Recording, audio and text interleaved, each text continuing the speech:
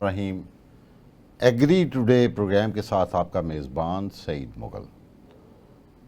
پوری دنیا میں اس وقت جو پاپولیشن پریشر ہے 8.2 بلین لوگ ہیں، جن کے لیے ہم نے خوراک بھی پوری کرنی ہے، ان کے لباس بھی پورے کرنے ہیں، اور اسی طرح ہمیں اچھے گوشت کے لیے، دودھ کے لیے، بھینسوں کے لیے چارہ جات بھی مہیا کرنی ہے۔ تو زراعت ایک ایسا سبجیکٹ ہے، فوڈ، فیڈ، فیول، یہ تینوں چیزوں کو اگر دیکھیں تو زراعت واحد ایکٹیویٹی ہے جو ہماری تمام ضرورتوں کو پورا کر سکتی ہے۔ اور زراعت جو ہے یہ قطعاً یہ زمین میں بیج پھینک کے کاٹ لینے کا نام نہیں ہے۔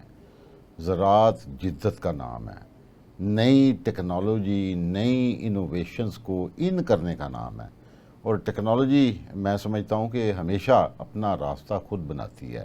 اور آج کا جو پروگرام ہے ہمارا، اس کا ٹاپک ہے پاکستان کا زرعی پوٹینشل، اور اس زرعی پوٹینشل کو ایکسپلور کرنے کے لیے پاکستان میں زرعی پوٹینشل کی میکسیمم اچیومنٹس کے لیے جو ہمارے ساتھ سٹیک ہولڈرز ہیں، فارمرز کے ساتھ ساتھ یقیناً وہ لوگ جو زرعی سائنسدان ہیں، وہ لوگ جو زرعی ماہرین ہیں، وہ لوگ جو ذمہ داروں کو کاشتکاری سے متعلقہ نئی سے نئی جدید آگہی وقتاً فوقتاً فراہم کرتے ہیں، میرے ساتھ موجود ہیں اس وقت۔ سر بہت شکریہ۔ میں تعارف کرواتا چلوں، رشید احمد صاحب ہیں executive director crop life Pakistan ایسوسی ایشن کے، اور بتاتا چلوں کہ تقریباً 4 دہائیوں پہ مشتمل ان کی زرعی ماہرانہ رائے سے کاشتکار ہمارے مفید ہو رہے ہیں، ہم تو ان کے اسٹوڈنٹ رہے ہیں۔ Thank you sir, today you are here. Crop life association Pakistan ہیں سر، بتائیے کہ یہ کراپ لائف کیا پاکستان میں کیا کر رہے ہیں، کراپ لائف ہے کیا، یہ فارمنگ کے لیے کیوں ضروری ہے، اور ایگریکلچرل پوٹینشل کو ایکسپلور کرنے کے لیے آپ کی کیو میں کیا کچھ ہے؟ مغل صاحب، سب سے پہلے تو آپ کا بہت شکریہ، آپ نے مجھے مدعو کیا اپنے اس بڑے امپورٹنٹ پروگرام اور اپنے امپورٹنٹ ٹاپک کے اوپر۔ تھینک یو اگر آپ مجھے اجازت دیں تو میں تھوڑا سا تعارف کرا دوں، بڑا جی، مختصر تعارف پلیز کراپ لائف کا۔ بیسیکلی کراپ لائف پاکستان ایک ایسوسی ایشن کا نام ہے، ایک فیڈریشن کا نام ہے۔ اچھا، اس کی تھوڑی سی ہسٹری کچھ اس طرح ہے کہ 1967 میں جو ورلڈ کے بہت بڑے بڑے پیسٹیسائڈ مینوفیکچررز تھے، انہوں نے ایک گروپ جو تھا نا وہ بنایا جس کا نام تھا گلوبل کراپ پروٹیکشن فیڈریشن، اور اس میں پوری ورلڈ کے جو کلیدی قسم کے نام تھے نا وہ سارے شامل تھے۔ پھر ایئر 2001 میں اس کو ری نیم کیا گیا اور یہ لفظ آیا کراپ لائف انٹرنیشنل۔ اوکے، اب یہ ہے کہ کراپ لائف انٹرنیشنل جس کا ہیڈ آفس برسلز میں ہے، ٹھیک ہے، اس کے پھر فردر ڈویژنز ہیں، جس طرح کہ crop life Americas, crop life Australia, crop life Asia, crop life Europe. In how many countries crop life is working? Sir we are working in 91 countries. Oh my God.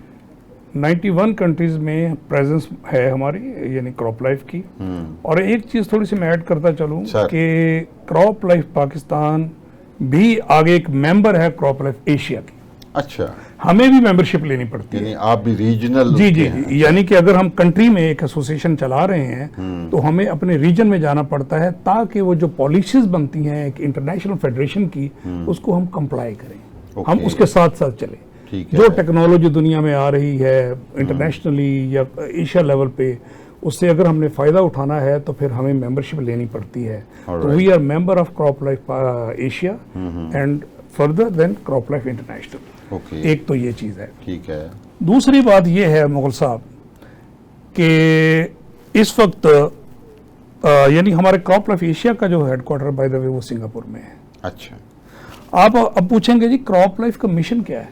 G, mission بڑا سادہ ہے، mission وہی ہے جس طرح آپ نے اپنے انٹرو یعنی 8.2 بلین کی لوگوں کی بات کی ہے اور اس کو فیڈ کرنے کی بات کی ہے، ایگزیکٹلی وہی ہمارا بھی مشن ہے کہ ہم نے بڑھتی ہوئی پاپولیشن، ایون پاکستان میں مغل صاحب آپ دیکھیں کہ ہماری جو گروتھ ریٹ ہے وہ 1.8 ہے اس وقت %۔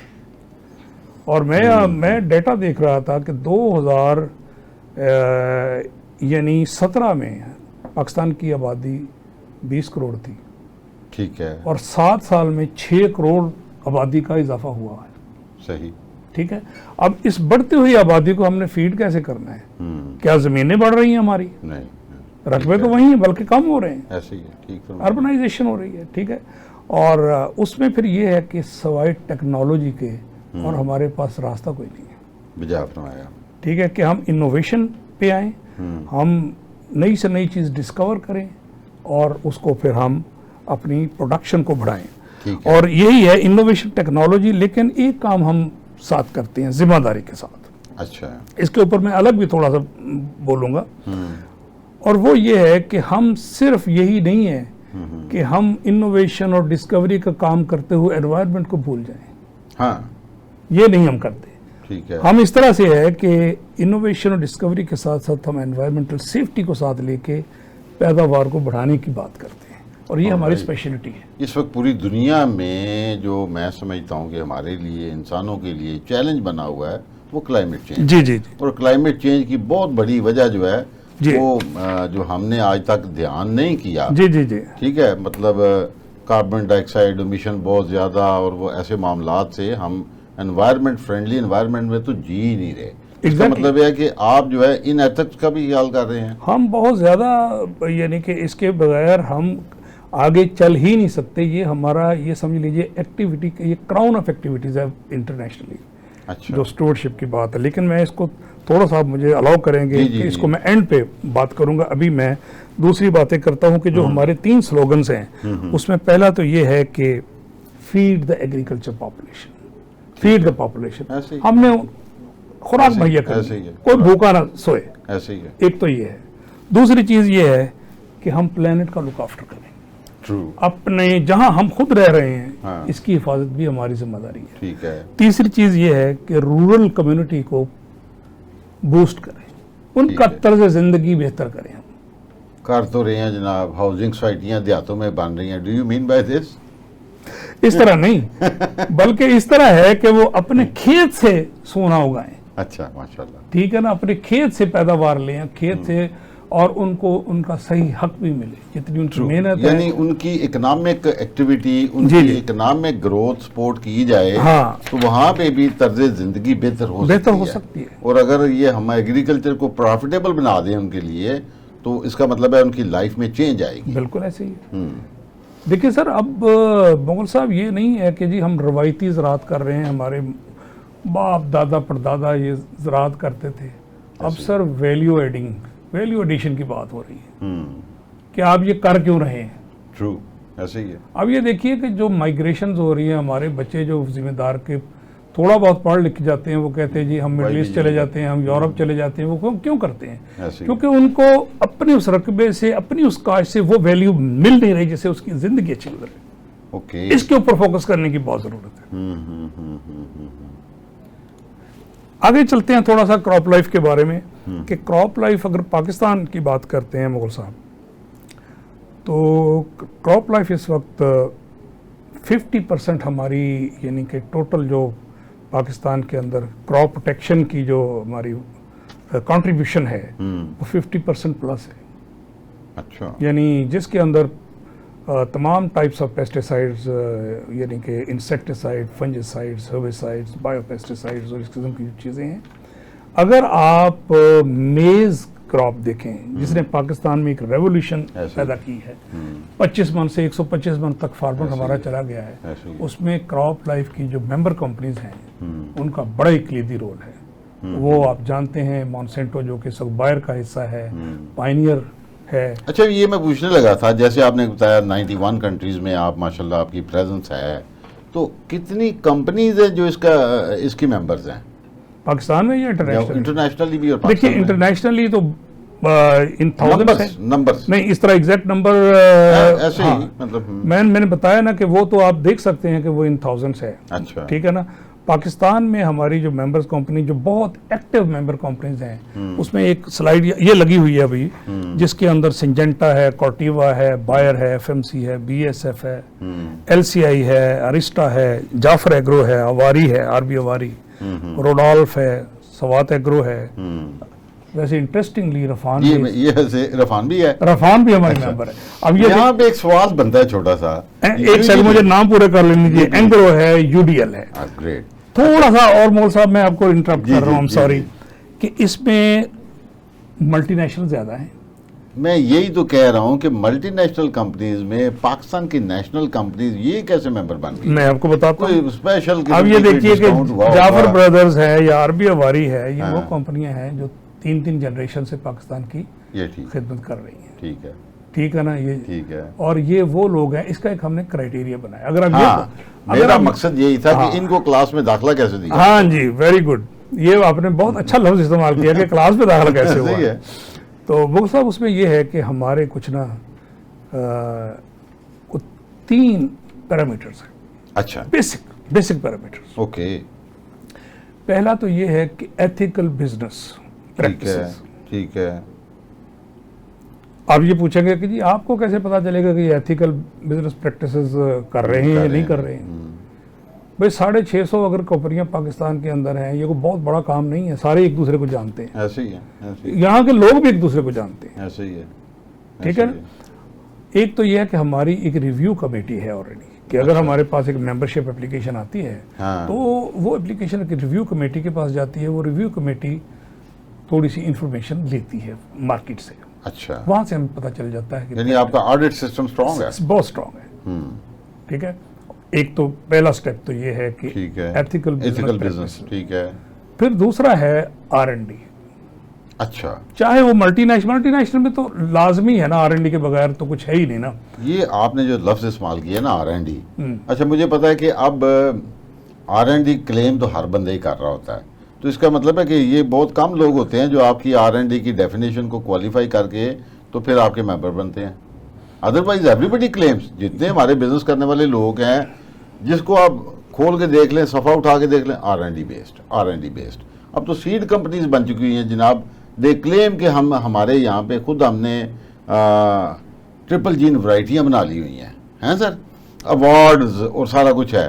تو پھر بھی مطلب یہ بڑی بات ہے. ویسے وہ صاحب آپ نے بڑی باریک بات کی ہے. ویسے جی ہاں, دیکھیے R&D کے بڑے حصے ہوتے ہیں, بڑے لیولز ہوتے ہیں. اگر آپ شروع کریں نا ریسرچ کو, بیسک ریسرچ کو, وہ ہوتی ہے جا کے کیمسٹ کی لیب سے شروع. ٹرو. ٹھیک ہے نا. اور وہ ہوتی ہے ڈسکوری سے شروع. ایسے ہی ہے.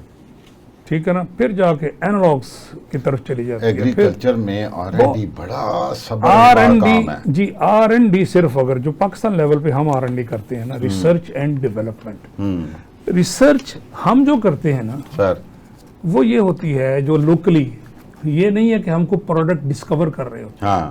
نو, ہم ڈسکورڈ پروڈکٹس جو ہیں آلریڈی, جو ہماری پرنسپل آرگنائزیشن نے اپنے یعنی کہ وہاں سے فیسلٹیز جو بہت ہائی ٹیک فیسلٹیز ہیں وہاں سے آتا ہے, وہ ہم اپنے لوکل انوائرمنٹ میں ٹیسٹ کرتے ہیں. آپ اس کی ایکلیمیٹائزیشن وہ کرتے ہیں. ایک دوسری بات یہ ہے کہ ہم اس کی یوز ریٹ ڈٹرمنیشن کرتے ہیں. ہمیں ایک پروڈکٹ دے دیا جاتا ہے, ہم اس کا پروٹوکول ڈیزائن کرتے ہیں لوکلی کہ بھئی اس میں یہ ABCD یہ 4 ہم نے یوز ریٹ دیکھنے ہیں, کون سا جو ریٹ ہے وہ بیسٹ فارمر کو فائدہ پہنچا سکتا ہے اور اس کو پیسہ بھی زیادہ خرچ نہ کرنا پڑے اور کمپنی کو بھی منی آن دا ٹیبل نہ جائے اس کی. مطلب یعنی کاسٹ افیکٹونیس بھی دیکھنی ہے, ایکلیمیٹائزیشن بھی دیکھنی ہے, اور کاشتکار کو فائدہ کس سے زیادہ ہے. بات کرتے ہیں چھوٹی سی بریک کے بعد. Welcome back. بات ہو رہی تھی R&D کے اوپر, ریسرچ اینڈ ڈیولپمنٹ. بتاتا چلوں بہت صبر آزما کام ہے, لیکن وقت کے ساتھ ساتھ نئی ٹیکنالوجیز R&D میں بھی آتی جا رہی ہیں. ابھی ہم بات کریں گے سیڈ کے اوپر. تو آپ کو آئیڈیا ہوگا کہ ایک وقت تھا جب ہم سلیکشن کر کے پیور لائن نکال کے تو پھر ہی کو کراس بریڈنگ اور وہ کراس پولینیشن کر کے کوئی نہ کوئی چیز نہیں بناتے تھے. لیکن اب بایو جینیٹکس پوری طرح سے ان ہو چکی ہے. ابھی بات ہو رہی تھی رشید صاحب, آپ فرما رہے تھے R&D سیکٹر جو ہے آپ کا سیکشن جو ہے, آپ کسی کو بھی ممبر بنانے سے پہلے جو R&D کرتے ہیں, R&D کے اوپر خاصا فوکس کرتے ہیں, اور R&D اس لیے بھی ضروری ہے کہ ذمہ دار کی خوشحالی ہوگی تو ہم سارے پاکستان کی پراسپیرٹی الٹیمیٹلی ہوگی. جی بے شک. ब्रेक से पहले मोल साहब बात हो रही थी कि रिसर्च एंड डेवलपमेंट हम यहाँ पाकिस्तान में किस लेवल की करते हैं, सर ठीक है ना। और हमारी जो रिसर्च एंड डेवलपमेंट है वो जिस तरह आपने लफ्ज़ इस्तेमाल किया कि हम अपने माहौल के मुताबिक उस पेस्टिसाइड की टेस्टिंग करते हैं, ऐसे ही है। ताकि ये देखा जाए कि यूरोप में बनने वाला या अमेरिका में बनने वाला जो पेस्टिसाइड है वो पाकिस्तान में परफॉर्म करता है कि नहीं, हमें फ़ायदा देता है कि नहीं देता। True. फिर हम उसकी मिकदार, पानी कितना डालना है, कब स्प्रे करना है, इस किस्म की सारी चीज़ें जो है ना वो कर लेते हैं। और हम ये करने के बाद उसका लेबल बनाते हैं, अच्छा। रजिस्ट्रेशन करते हैं और लेबल होता है। उस लेबल के मुताबिक जो जिम्मेदार है उसको कहते हैं कि जी आपने इसको इस्तेमाल करना है। अच्छा, यहाँ पे एक सवाल बनता है छोटा सा जी, कि हमारे यहाँ पे रेगुलेटर्स क्या वो भी आपको इतना ज़्यादा माइन्यूटली देखते हैं, या आप सिर्फ और सिर्फ जो पीछे से अब हदायत आ गई वो आपने लिख के छाप के तो जिम्मेदार तक पहुँचा दी? सर पहली तो जिम्मेदारी हमारी है, चूँकि हमारा बहुत बड़ा स्टेक है ये, एग्री। कि हमने उसके ऊपर बहुत मेहनत की होती है, 4-5 साल हमने यहाँ पे लगाए होते हैं, ठीक है ना। उसके बाद ये हमारा स्टेक ज़्यादा है अच्छा, कि हम एक बेहतरीन रिकमेंडेशन डेवलप करें ठीक है, और फार्मर तक लेके जाएं। ट्रू। उसके बाद रेगुलेटर का ये है कि हम अपनी जो यूज़ रेट है और वो प्रोडक्ट जिसके ऊपर हमने सारी टेस्टिंग की है वो हम डिपार्टमेंट ऑफ प्लांट प्रोटेक्शन को एप्लीकेशन देते हैं कि वो जी ये चीज़ है, ये हमारी यूज़ रेट है, आप इसको वेरीफाई कर दें। यानी truth in labelling, Yes. Whatever you claim वो- इट इज बीन प्रूवन। जी जी बिल्कुल। वो उसकी वेरिफिकेशन करवाते हैं सूबों से, वहाँ के रिसर्च के इदारों से, फिर मल्टीपल मीटिंग्स होती हैं और उसके बाद ये प्रोडक्ट रजिस्टर होता है। अब अच्छा। मैं बात फिर वापस ये करना जी। चाहूँगा कि हम मेंबर कंपनी को R&D क्यों होनी चाहिए, उसके पास टीम क्यों होनी चाहिए। सर उसकी रीज़न ये है कि जी हम डील करते हैं ज़रूरी जहरों, ठीक है, ये कोई आम कोई दुकान ठीक पे है। कोई शैम्पू बेचने वाला काम नहीं है है, नहीं, ठीक है ना। ये बड़ी जिम्मेदारी वाली चीज़ है। ट्रू। तो जब हम वो काम करेंगे तो फिर हमारी ये जिम्मेदारी बनती है कि हम उसकी बेहतरीन रिकमेंडेशन डेवलप करें ताकि फार्मर को फिर उसके पीछे रिसर्च एंड डेवलपमेंट की सपोर्ट होनी चाहिए कि वो कैसे इस्तेमाल करे, ना कि इधर से प्रोडक्ट उठाया या कंटेनर उठाया और हमने बेच दिया और उसका पूछने वाला कोई ना हो जिम्मेदार को। इसी वजह से मोर साहब हमारे मेंबर कंपनीज में कई कंपनियां ऐसी हैं जो कई के 100 सालों से यानी कि सेंचुरी से काम कर रही हैं। अच्छा, मतलब एक मैं जिस कंपनी में रहा हूँ बहुत अरसा, डुपॉन्ट, ये इसको तकरीबन 250 साल हो गए हैं, ट्रू ट्रू। ठीक है ना। और ये लोग इसी तरह सरवाइव करते हैं क्वालिटी और जिम्मेदारी के साथ। ठीक एक है, तो ये, और आखिरी बात मैं इस हवाले से जी जी, जो पैरामीटर्स हैं उसमें ये करूँगा वो है स्टूवर्डशिप। हाँ, पहली एथिकल बिजनेस प्रैक्टिस, दूसरी ठीक है, R&D, R&D, तीसरी stewardship। स्टूवर्डशिप। अब ये डिफरेंशिएट करती है हमारे काम को दूसरे लोगों के काम से वैसे, क्योंकि हम स्टूवर्डशिप का बहुत ज़्यादा ख्याल रखते हैं और इंटरनेशनली ये हमारा एक क्राउन है। यूँ अच्छा। समझिए कि इसके बगैर हमारी मेंबर कंपनी बनने के लिए ना सिर्फ ये है कि वो बिलीव करे स्टूवर्डशिप के ऊपर, इस जिम्मेदारी को, बल्कि उसके ऊपर एक्टिविटीज़ भी होनी चाहिए। और हम बाकायदा अपनी मेंबर कंपनी की एक्टिविटीज़ जो है वो बाकायदा गैदर करते हैं और उसके ऊपर हमारी कमेटी बनी हुई है जो इसको मॉनिटर करती रहती है और उनको हदायत भी देती है। यानी ऑडिट का बड़ा स्ट्रॉन्ग ये भी सिस्टम है हमारे कि हम किस तरह से चलाते हैं। तो यहाँ पे मैं वैसे तो इंट्रो में बहुत कुछ आ सकता है, लेकिन चूँकि टाइम को देखते हुए जी। अच्छा, मैं बताता चलूँ कि आज मेरे साथ मोहम्मद आसिम क्रॉप लाइफ से मौजूद हैं, जो कि सीड एंड बायोटेक्नोलॉजी के एक्सपर्ट हैं और क्रॉप लाइफ के मेंबर हैं और उन्हें लीडर कहा जाता है, टीम लीडर हैं वो। और आसिम के पास बैठ जाएं तो वो दुनिया ही और दिखाते हैं। और मैं समझता हूँ कि किसी भी फसल की बेहतरीन पैदावारी सलाहियत के हामिल सीड के ऊपर सारी की सारी कहानी डिपेंड करती है। और जैसे मैं अर्ज़ कर रहा था कि एक टाइम था कि जब हम अच्छी वैरायटी दरियाफ्त करने के लिए, प्योर इनब्रेड लाइंस तैयार करने के लिए बड़ा टाइम लगता था। अब बायोटेक्नोलॉजी क्या है, सीड टेक्नोलॉजी क्या है, हमारे पास मौजूद है मोहम्मद आसिम। जी आसिम। मोहम्मद साहब, मैं शुरू करूँगा पहले कि बायोटेक्नोलॉजी एक्चुअली है क्या। जी, बायोटेक्नोलॉजी एक ऐसी साइंस है कि आप एक इंडिविजुअल या एक ऑर्गेनिज्म में, या अगर ज़राअत की ज़बान में बात करें तो जो आपकी फसलें हैं उनके पौधों में जो उनका जेनेटिक मेकअप होता है उसमें कुछ चेंजेस करते हैं और उन चेंजेस की बेसिस पे वो पौधा जो है वो ख़ास किस्म के ट्रेट्स एग्जिबिट करता है, जैसे वो कीड़ों को कंट्रोल कर सकता है, जैसे वो जड़ी बूटियों वाली दवाइयों को अगर उस पर स्प्रे करें तो उसका कोई मनफी असर नहीं होता। तो ब्रॉडली जो है जेनेटिक जो स्ट्रक्चर में चेंज की जाती है इसको नॉर्मली या तो जीएम कहते हैं, जेनेटिक मॉडिफिकेशन, या जेनेटिक इंजीनियरिंग कहते हैं, या इनको जीएम सीड्स कहते हैं, या इनको बायोटेक सीड्स कहते हैं, इनको बास का ट्रांसजेनिक क्रॉप्स भी कहते हैं। तो ये सारे वर्ड्स जो हैं ये आप समझें कि सिनोनिम हैं, इनका मतलब एक ही है कि ऐसे ऑर्गेनिजम्स जिनके अंदर कोई स्ट्रक्चरल चेंज की गई हो और कोई ऐसी खूबी पैदा की गई हो जो इंसानों के लिए फ़ायदेमंद हो। तो ये बेसिकली जीएमओ जो है ये उसकी definition. So this is called GMO, हैं सर? Genetically modified organisms? जी बिल्कुल। अच्छा, तो बेसिकली अब जो मैं ये अर्ज़ कर रहा था कि बड़ा सब्र आज़मा काम है ज़राअत में इम्प्रूवमेंट के लिए। सो जो ये हम साइटोजेनेटिक्स पे आ गए हैं, बायोटेक्नोलॉजी पे आ गए हैं, so is this a rapid way? ये देखिए जो आप कन्वेंशनल ब्रीडिंग करते हैं ना वो हिट एंड ट्रायल होता है, और जो डिज़ायर्ड जीन होता है उसके अलावा अनडिज़ायर्ड भी जीन्स आते हैं जिनको फिर ब्रीडर जो है वो आहिस्ता आहिस्ता अपने प्लांट में से निकालने की कोशिश करता है विद ईच ब्रीडिंग साइकिल। लेकिन बायोटेक्नोलॉजी जो है ये एक प्रिसीजन साइंस है कि आपको जो चीज़ एक्चुअली चाहिए वो सिर्फ अब वो ही ट्रांसफ़र करते हैं इन द ऑर्गेनिज्म। तो इससे ये है कि जो अनइंटेंडेड इम्पैक्ट्स होते हैं वो नहीं आते, बल्कि एक प्रिसाइज जो है जीन वो आप ट्रांसफ़र करते हैं और वो जब एक्सप्रेस करता है तो जो डिज़ायर्ड करैक्टरिस्टिक्स आपको चाहिए होते हैं वो आपको मिल जाते हैं। और ये वाली जो टेक्नोलॉजी है ना ये ऐसे है कि एक दफ़ा अपनी सीड में बिल्ट इन कर दिया तो जब भी वो सीड ग्रो होगा तो वो ये टेक्नोलॉजी उसके साथ ग्रो होनी शुरू हो जाएगी। तो ये सीड के अंदर इन बिल्ट टेक्नोलॉजी है। दिस इज़ नॉट समथिंग कि जो आपको हर दफ़ा करनी पड़ेगी, एक दफ़ा आपने कर ली तो फिर उस क्रॉप या उस वैरायटी को आप इस्तेमाल कर सकते हैं। और दूसरा ये बाज़ ये देखा जाता है कि ये वाली ऐसी टेक्नोलॉजी है जो शायद बड़े फार्मर्स को फ़ायदा देती है।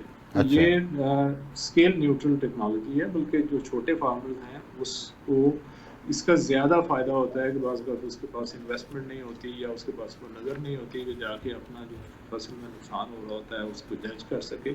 तो ये जैसे ही पौधा उगेगा तो ये टेक्नोलॉजी काम करना शुरू कर देती है। तो इसलिए भी इसको हम कहते हैं कि ये स्केल न्यूट्रल टेक्नोलॉजी है, बल्कि जो छोटे फार्मर्स हैं उनके लिए ज़्यादा फ़ायदेमंद है। ज़ाहिर है जब उनको यील्ड्स अच्छी मिलेगी। अच्छा आसिम, आपसे बेहतर कोई बंदा हमें नहीं बता सकता कि पाकिस्तान में जीएमओ बेस्ड क्रॉप्स की प्रमोशन के लिए हमारी जो रेगुलेटरी बॉडीज़ हैं वो कंड्यूसिव हैं, सपोर्टिंग है, या उनकी कोई रेजर्वेशंस है? देखिए इस वक्त ये है कि जो रेगुलेटरी बॉडीज़ हैं they are open for cotton crop only, और कॉटन क्रॉप के अलावा वो कहते हैं जी आप कमर्शलाइजेशन कोई चीज़ नहीं कर सकते। गवर्नमेंट के इस वक्त कोई 60 के लगभग इंस्टीट्यूशंस हैं जो काम करते हैं। हर एग्रीकल्चर यूनिवर्सिटी में भी और नॉन एग्रीकल्चर यूनिवर्सिटीज़ में भी बायोटेक्नोलॉजी का शोबा है जिसमें लोग बच्चों को ये टेक्नोलॉजी पढ़ाई जाती है या ये साइंस पढ़ाई जाती है। ये है हमारे somehow they have some sort of, और वो जो कॉन्फिडेंस होना चाहिए इन टेक्नोलॉजी वो इस वक्त नज़र नहीं आता।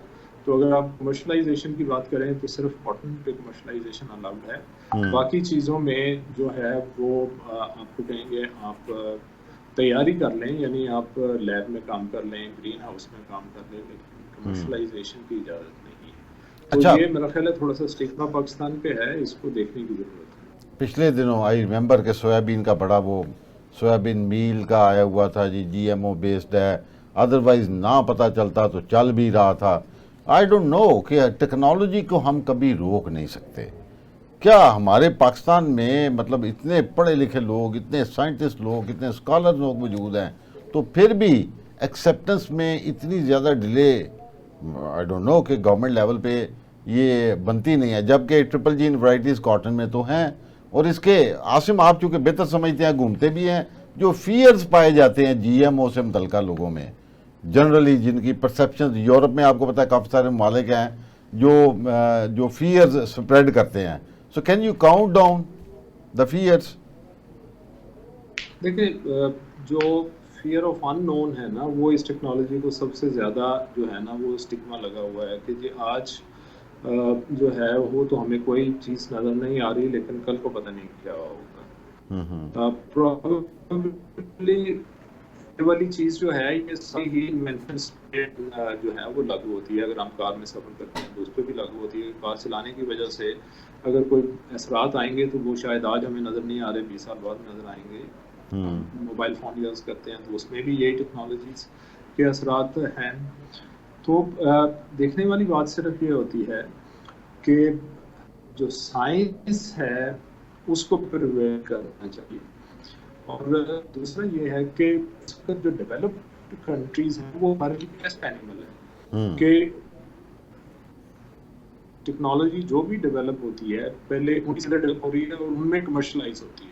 تو جو ڈیولپڈ کنٹریز ہیں ان کی پاپولیشن جو ہے وہ پہلے اس کو یوز کرتی ہے. اگر پچھلے 25 سال سے جب سے یہ ٹیکنالوجیز ریلیز ہوئی ہیں ان کو 25 سال میں کچھ نہیں ہوا تو انشاءاللہ ہمیں بھی کچھ نہیں ہونے لگا.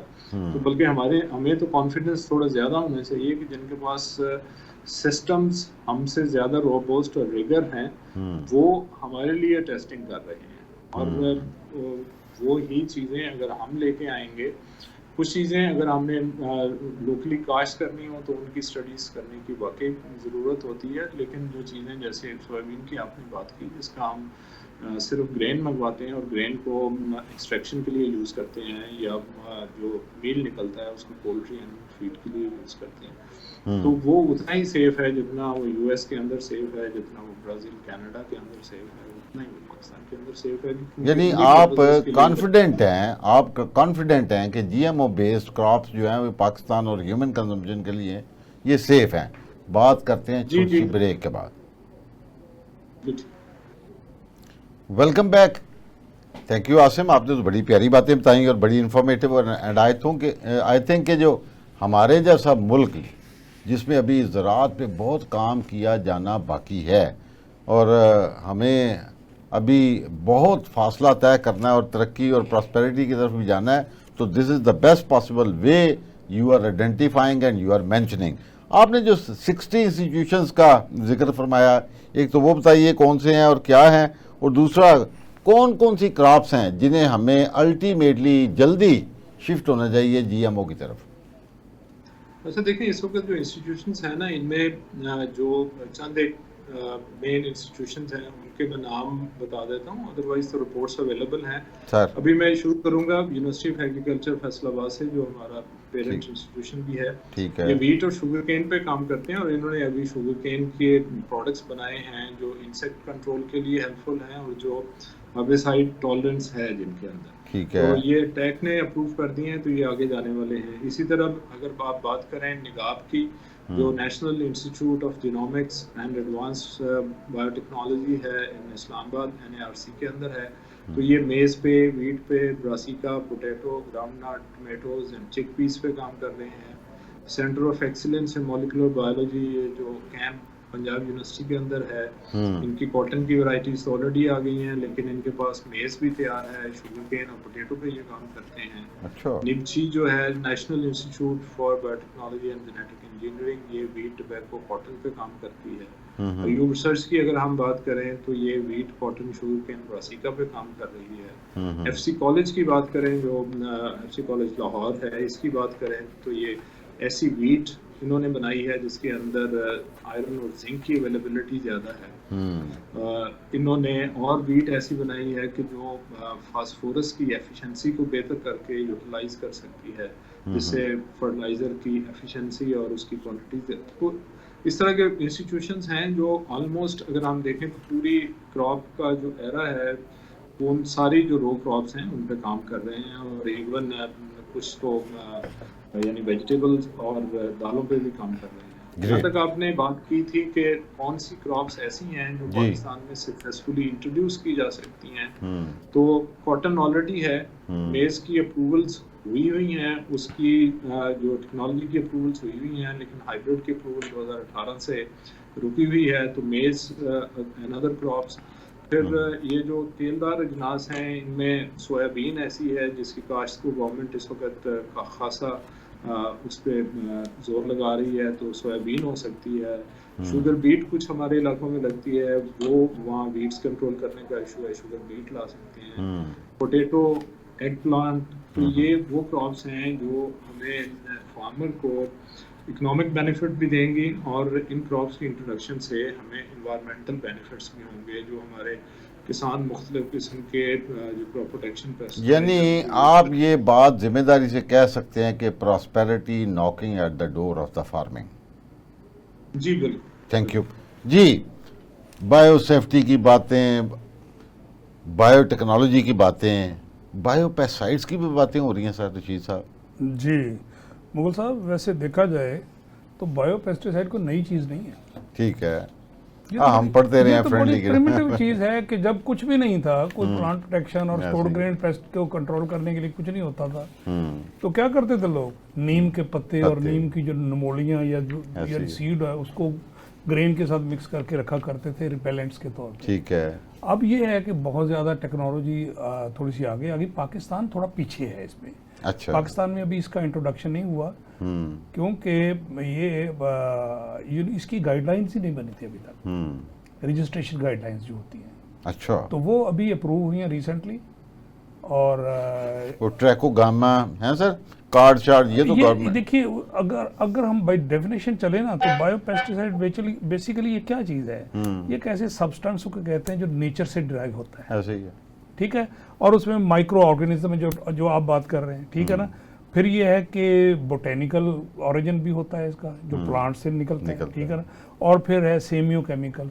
अब आप ये भी पूछ सकते हैं, भाई ये थोड़ा हमें बता दीजिए कि ये तीनों चीजें किस तरीके से जाहिर है आप लाइव नहीं हमें बताना है, और आप तो वैसे ही उस्ताद मोहतरम हैं जी। तो उसमें ये है कि जो माइक्रो ऑर्गेनिज्म है उसमें तो ये है कि माइक्रो क्या है, स्मॉल, बहुत छोटी चीज, ऐसे ही है। ऑर्गेनिज्म जानदार, ये ऐसा एक छोटे छोटे जानदार होते हैं जो ये एबिलिटी रखते हैं कि फंगस को या इंसेक्ट्स को या वीड्स को जो है ना वो कंट्रोल करें या उसको किल करें। हम लफ्ज किल इस्तेमाल नहीं करते, हम लफ्ज कंट्रोल करते हैं। ठीक है ना। ठीक है। और उसके बाद इनहिबिट कहते हैं। हाँ, या मतलब इस बहुत सारी डेफिनेशन। ऐसी दूसरी चीज है जी प्लांट्स ओरिजिन में ये ऐसे सब्सटेंसेस होते हैं जो पौधों से, जिस तरह आपने सुना होगा जी, कॉड तुम्बे का इस्तेमाल हो रहा है जी, टोबैको एक्सट्रैक्ट का इस्तेमाल हो रहा है, नीम का हो रहा है। ऐसे ही है। ये है प्लांट्स, इसकी मिलिंग भी कर सकते हैं, इसकी क्रशिंग भी कर सकते हैं, इसकी एक्सट्रैक्शन भी कर सकते हैं। इस तरीके से फिर इसकी फॉर्मुलेशन बनाई जाती हैं, और ये बराह रास्त ही जो है ना ये चीज़ें उसके ऊपर असरअंदाज हो जाती हैं, जो कि टारगेट पेस्ट है। अच्छा, ये मुझे याद है रशीद साहब, जब मैं भी 90 में गया ना, तो बेशुमार हमें जुगाड़ बताया करते थे ज़मींदार, ये इसको वर्ड जुगाड़, सॉरी। अच्छा, अब ये मतलब क्रॉप लाइफ जुगाड़ों पे आ गई है जी। ये जुगाड़ नहीं है, अब इसको बहुत ज़्यादा यानी कि किया जा रहा है इसको मॉडर्न तरीके से। अभी मैं आता हूँ इसके ऊपर, पहले ज़रा तीसरी चीज़ ज़रा देख लें, और वो है हमारी जो सेमियो केमिकल है। अब सेमियो केमिकल में आपने दो चीज़ों, एक है एलिलो केमिकल्स। एलिलो केमिकल्स वो यानी केमिकल्स होते हैं जो कि अपने से हटके दूसरी किसी स्पीसी के बिहेवियर में तब्दीली लाएं। ट्रू। जब बिहेवियर में तब्दीली आएगी तो उसमें उसकी फंक्शनिंग जो है ना वो डिसफंक्शनिंग में तब्दील हो जाती है। हाँ। अब ये देखिए, सबसे पहली बात ये है कि हम अभी पूरी दुनिया में मुगल साहब को अराउंड 5% तक इसकी टोटल मार्केट का शेयर है इसका। अच्छा, ठीक है ना। और ये मैं एक आपके प्रोग्राम के तवस्सुत से मैं नाजरीन तक ये बात कहना चाहूँगा कि बायो पेस्टिसाइड का जब रजिस्ट्रेशन शुरू होगी, इसको आप ये मत समझिए कि ये कोई रिप्लेसमेंट मैकेनिज्म बन रहा है, कि इसमें जो ऑलरेडी सिंथेटिक यानी कि केमिकल्स हैं या हमारे जो टेक्नोलॉजीज़ हैं फौरी तौर पे रिप्लेस हो जाएंगी। बल्कि ये एक आईपीएम में फिट करने का एक जरिया है कि हमने एक आईपीएम प्रोग्राम बनाया ये है, integrated pest integrated management. Pest management जो है ना, उसमें इसको हमने फिट करना है और आहिस्ता आहिस्ता जो ज्यादा एनवायरमेंटली अनसेफ प्रोडक्ट्स उसको फेज आउट करना है। और फिर ये भी है कि ये प्रोडक्ट भी बगैर टॉक्सिकोलॉजिकल डेटा के रजिस्टर नहीं होने वाले। अच्छा रशीद साहब, मुझे याद है हम जब आई रिमेंबर कि जब कंपनी ज्वाइन की और वो बाकायदा वो साइन होते थे coloured, red colour, green colour, हैं सर, तो इसका मतलब है कि रेड से हम दूर हो जाएंगे फिर, लेकिन ये है विल बी कि सेफर जोन। मोल साहब इंटरेस्टिंगली ये देखिए कि बहुत कम हमारे जिम्मेदार भाई जो है ना वो जानते हैं कि इन दायरे का मतलब क्या है। दायरा एक ज़बान है जी, ये एक लैंग्वेज है Actually. और वो लैंग्वेज इसलिए दायरा इसलिए बनाया जाता है हाँ, कि ताकि वो फार्मर जो लेबल को पढ़ नहीं नहीं सकता सकता। वो उस दायरे को देख के समझे कि मैंने इस दवाई को हैंडल कैसे करना है, कितनी एहतियात करनी है। एग्जैक्टली। अब वैसे रेड वाले दायरे की दवाइयां तो पाकिस्तान में अवेलेबल नहीं है, इसको हम जिसको क्लास 1A कहते हैं, ठीक है ना, एक्सट्रीमली हैजर्डस। अब उसके बाद नीला, ब्राउन, पीला और इवन ग्रीन भी आ गया है। तो ये जो दायरे हैं, ये मकसद सिर्फ ये होता है कि हैंडलिंग में उसी किस्म की प्रिकॉशन करे फार्मर, अडॉप्ट करें। आसिम, आपने बताना है MRL वैल्यूज जो हैं क्रॉप्स में, उसकी वजह से हमारी राइस की एक्सपोर्ट जो है समटाइम्स थ्रेट पे भी आ जाती है। अल्हम्दुलिल्लाह पिछले साल तो हमारा जो डाटा बताता है $4 बिलियन की राइस की एक्सपोर्ट थी। तो MRL वैल्यूज को कंट्रोल करने के लिए हाउ डू यू सजेस्ट? जो MRL वैल्यूज हैं ये इस्टेब्लिश की जाती हैं रेजिड्यू स्टडीज करने के बाद, और इनको कंट्रोल करने के लिए एक दौरानिया होता है जिसको हम अपनी ज़बान में PHI कहते हैं, प्री हार्वेस्ट इंटरवल। कि जब आप कोई भी दवाई स्प्रे करेंगे तो कितने दिन तक आपने क्रॉप हार्वेस्ट नहीं करनी, क्योंकि जब आप दवाई स्प्रे करते हैं तो पौधे का जो निज़ाम है उस दवाई को ब्रेक डाउन करता है इन नेचुरल सिंपलर केमिकल्स या सिंपलर एलिमेंट्स, ठीक है। तो वो वाला प्रोसेस अगर पौधे को हम उससे फसल उतार लेंगे या पौधे को काट देंगे तो वो प्रोसेस रुक जाता है या बहुत स्लो हो जाता है। तो इसलिए वो प्री हार्वेस्ट इंटरवल होता है। अब वो ये है कि पहली बात तो ये है कि अच्छी तरह से प्री हार्वेस्ट इंटरवल्स डिटरमिन किए जाएं साइंटिफिक डेटा की बेसिस पे, फिर उनको प्रॉपरली कम्युनिकेट किया जाए। क्रॉप लाइफ की जितनी मेंबर कंपनीज हैं ये अपना PHI जो है वो लिखती हैं लेबल के ऊपर, तो फार्मर को इसकी अंडरस्टैंडिंग हो और फिर फार्मर को ये एजुकेट किया जाए कि भाई आपने इतने दिन फसल को खड़े रखना है और ये केमिकल्स आप PHI को ज़हन में रखते हुए स्प्रे करेंगे।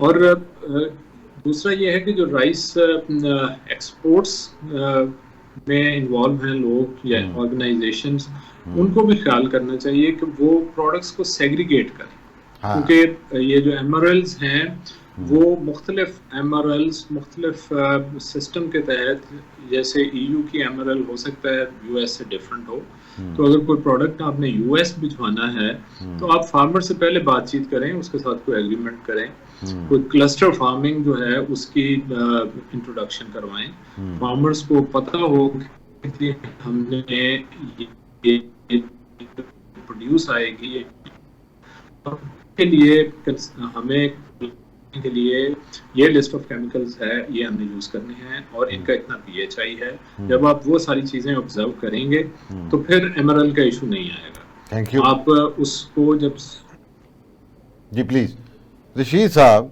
ये MRL वाली बड़ी अहम सवाल था हमारी, चूँकि एक्सपोर्ट में होता ही है। अच्छा, मैंने ये देखा है कि ज़मींदार बिलखसूस सब्जियों में देखें ना, अगर बैंगन, भिंडियाँ उतार के टोकरी में रख के स्प्रे कर रहे होते हैं कि जनाब ये मंडी में जाएंगी, सब्ज़ी मंडी में, तो जो ऊपर सुंडियाँ हिलेंगी, इस वजह से गाह खरीदता नहीं है। यार खुदा का खौफ करें। MRL वैल्यूज़ और ये टाइम, जैसे आसिम बता रहे थे कि इसका एक स्पेसिफिक टाइम है सर, क्रॉप को मैच्योरिटी के बाद इतनी दिन आप खड़ा रखें और उसके बाद नेचुरली वो मिनिमाइज हो जाता है, तो तभी आप उसको उतारनी चाहिए। तो एज ए प्रिकॉशन میں چاہوں گا ایز این ایکسپرٹ آپ کی طرف سے کوئی ایڈوائس ہو دے سر. آصف صاحب نے بڑا اچھا کور کیا اس کو, جو پی ایچ آئی کی ڈیفینیشن بتائی انہوں نے, پری ہارویسٹ انٹرول. یہ سارا کام ہونا ہے ایجوکیشن پہ, اور اسی لیے کراپ لائف یا آپ جیسی جو کمپنی ممبرز ہیں یہ ایتھیکل اس میں آتا ہے. ایگزیکٹلی, یہ ہم اب اس کو جس طرح شروع میں نے بتایا, اس کو ہم اپنی ذمہ داری سمجھتے ہیں. ہاں, ہم جو پی ایچ آئی ہے, جس طرح لیبل کے اوپر بھی لکھی ہوتی ہے ہماری ہر کمپنی کے, یعنی کہ پروڈکٹ کے لیبل پہ لکھی ہوتی ہے, مقصد اس کا یہ ہے کہ بھی آپ نے برداشت سے پہلے آخری سپرے کب کرنا ہے. جی وہ اس لیے ایگزیکٹلی کراپ وائز, اس لیے کہ تاکہ وہ جو ٹائم ہے اس میں جب تک وہ ہارویسٹ ہو رہا ہے اس کے ریزیڈیوز جو ہے نا وہ منیمم ہو جائیں یا ختم ہو جائیں. ٹھیک ہے نا, تو یہ پھر سیفٹی کی طرف چلے جاتا ہے, یعنی فوڈ سیفٹی کی طرف آ جاتی ہے یہ چیز. اور یہ چیز صرف اسی طرح پاسبل ہوگی جب تمام سٹیک ہولڈر مل کے, چونکہ صرف کراپ لائف اکیلی سٹیک ہولڈر نہیں ہے, اس میں 600 دوسری کمپنیز بھی ہیں. صحیح بات. کمپنیوں کے علاوہ سر اس کے اندر یعنی کہ گورنمنٹ جو ہے, ریگولیٹرز اس کے سٹیک ہولڈرز ہیں, ایکسپورٹر اس کے سٹیک ہولڈر ہیں, کموڈٹی ایکسپورٹرز سر بہت زیادہ کانٹریکٹس کینسل بھی ہوئے ہیں, آپ کو پتہ ہی ہے. وہ سب کے سب مل کے ایجوکیشنل پروگرام اور اپنے آپ کو بھی ایجوکیٹ کریں نہیں اس کے مطابق ورلڈ میں کیا ہو رہا ہے, وہاں ایکسیپٹنس کیا ہے MRL کی. اور دوسری بات ہے سب سے بڑا جو ہمارا سٹیک ہولڈر ہے وہ ہے فارمر. فارمر کو چاہیے کہ خدا کا واسطہ ہے اپنی پروڈیوس کو بہتر بنائیں اور لوگوں کے لیے جو ہے وہ اس کو سیف بنائیں, تاکہ لوگ اس کو کھا کے ہمیں دعائیں دیں, نہ کہ ان کی صحت خراب ہو. کیونکہ پروگرام کا وقت ختم ہو رہا ہے, اور آج اتنی انفارمیٹیو ڈسکشن کے لیے بہت شکریہ ادا کروں گا رشید احمد صاحب کا, ایگزیکٹو ڈائریکٹر ہیں crop life association Pakistan کے, اور بہت شکریہ محمد عاصم کا جو کہ بایو ٹیکنالوجی لیڈر ہیں. Thank you very much for your such a informative discussion. خوش رہیے, آباد رہیے. اپنے میزبان سعید مغل کو اجازت دیجیے. اللہ حافظ.